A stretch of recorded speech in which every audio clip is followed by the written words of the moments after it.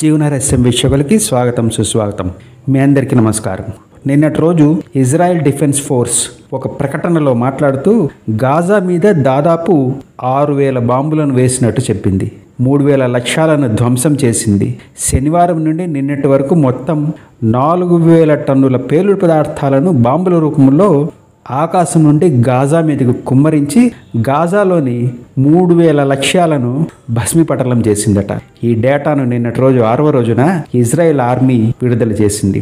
Israel defence force మాట్లాడుతూ ప్రస్తుతం హమాస్లోని senior రాజకీయ నాయకులను, సీనియర్ మిలిటరీ నాయకులను చంపే పనిలో వాళ్లను వేటాడుతున్నామని చెప్పింది. యునైటెడ్ నేషన్స్ ప్రకారం ఈ దాడుల వల్ల ఇప్పటి వరకు 3.4 లక్షల మంది ప్రజలు ఇళ్లు వదిలి పారిపోయారు.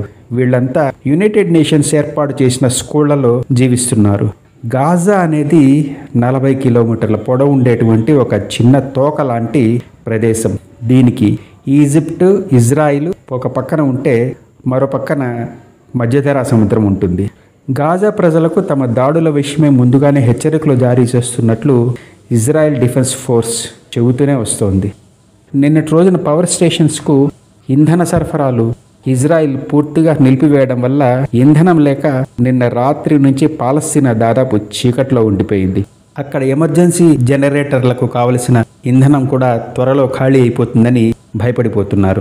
ఇజ్రాయెల్ ఇక గాజా భూభాగాన్ని పూర్తిగా ఆక్రమించేదానికి సిద్ధమవుతోంది. ఇజ్రాయెల్ గాజాలోకి అడుగుపెట్టడం అంటే బాంబుల మీద కాలు పెట్టడం లాంటిది. అక్కడ ఇళ్లలో పొడవైన సొరంగాలలో హమాస్కు చెందిన మొత్తం పెద్ద పెద్ద మిలిటరీ మరియు రాజకీయ నేతలంతా దాచుకొని ఉన్నారు. వాళ్ళ మీద ఇజ్రాయెల్ దాడి చేయడం మొదలు పెడితే ఇక మొత్తం హమాస్ సైన్యం ఇజ్రాయెల్ సైన్యం మీద ఎదురుదాడి చేసి భయంకరమైన నష్టం కలగజేస్తుంది. ఈ విషయమై అమెరికా ఇంటెలిజెన్స్ విభాగం వాళ్ళు ఇజ్రాయెల్తో మాట్లాడి గాజా భూమిలోకి ప్రవేశించడం అత్యంత ప్రమాదకరమని బాగా ఆలోచించుకొని నిర్ణయం తీసుకోవాలని ఇజ్రాయెల్కు సలహా ఇచ్చింది.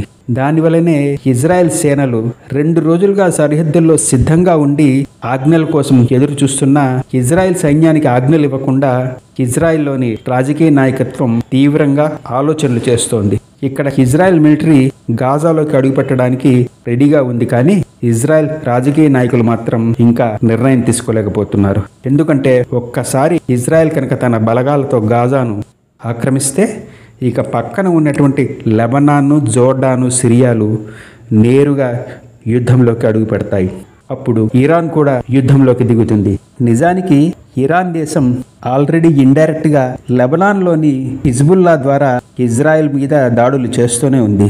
ఈ దాగుడు మూతలు ఆపి ఇరాన్ ఇక నేరుగా దిగితే అప్పుడు ఈ మధ్యకాలంలో చైనా పుణ్యమా అని ఇరాన్తో ప్రేమలో పడినటువంటి సౌదీ అరేబియా కూడా యుద్ధంలోకి దిగేస్తుంది. ఇక సౌదీ అరేబియా కూడా దిగింది అనుకోండి, మన పక్కన ఉన్నటువంటి పిచ్చుకుక్క దేశమైన పాకిస్తాన్ ఉంది చూశారు, అది కూడా యుద్ధం చేస్తామని మొరుగుతూ పరిగెడుతుంది. అందుకే ఇవన్నీ ఆలోచిస్తూ ఇజ్రాయెల్ గాజా భూమిలోకి కాలు పెట్టడానికి ఆలోచిస్తోంది. ఇప్పటికే అమెరికా తన దగ్గర ఉన్నటువంటి అత్యాధునికమైన అతి పెద్ద యుద్ధ నౌక గెరాల్డ్ ఆర్ ఫోర్డ్ను ఇజ్రాయెల్కు పంపించి వేసింది. ఆ నౌక ప్రస్తుతం సర్వశక్తులతో మధ్యధరా సముద్రంలో రెడీగా దాడులు చేసేందుకు వెయిటింగ్లో ఉంది. ఇప్పుడే వస్తున్న వార్త ఏంటంటే ఇజ్రాయెల్ మిలిటరీ గాజా ప్రజలను ఇళ్లు వదిలి పారిపోమని పదే ప్రకటనలు చేస్తుంటే మరోపక్క హమాస్ తీవ్రవాదులు గాజా ప్రజలను ఇళ్లు వదిలి పోవద్దని, భయపడవద్దని చెబుతూ వాళ్లను ఆపుతున్నాయట. దీనికి కారణం ఇజ్రాయెల్ వియన్నా కన్వెన్షన్ ప్రకారము పౌరులు ఉన్నప్పుడు ఆక్రమణలు చేయకూడదు అన్న నిబంధనను పాటిస్తోంది. కాబట్టి ఆ పౌరులను గాజాలో ఉంచితే అప్పుడు ఇజ్రాయెల్ కూడా తన బలగాలతో గాజాలో అడుగు పెట్టదు అని హమాస్ కుట్ర పన్నుతోంది. కాబట్టే పౌరులను గాజా స్ట్రిప్లోంచి వెళ్ళవద్దని హమాస్ పదే వాళ్లకు చెబుతోంది. కానీ ఇప్పటికే ఇజ్రాయెల్ ఈ విషయాన్ని యునైటెడ్ నేషన్స్ కూడా చెప్పేసి 24 గంటల సమయం ఇచ్చి గాజాను ఖాళీ చేయించమని యునైటెడ్ నేషన్స్కే చెప్పేసింది. ఇలా చేయడం వల్ల రేపటి రోజు ఏ దేశం కూడా ఇజ్రాయెల్ దేశం యుద్ధ సూత్రాలను ఫాలో కాలేదు అనేటువంటి నింద వేసేటువంటి అవకాశం ఉండదు. అప్పుడు ఈ ఇజ్రాయెల్ చేసే గాజా ఆక్రమణలో పౌరులు మరణించినా ఇక ఇజ్రాయెల్ బాధ్యత ఏమీ ఉండదు. ఈ విధంగా ఇజ్రాయెల్ అన్ని జాగ్రత్తలు తీసుకుంటూ ముందుకు వెళ్తోంది. బహుశా రేపటి రోజున ఇజ్రాయెల్ తన బలగాలతో గాజాలోకి కాలు పెడుతుందనే నాకు అనిపిస్తోంది.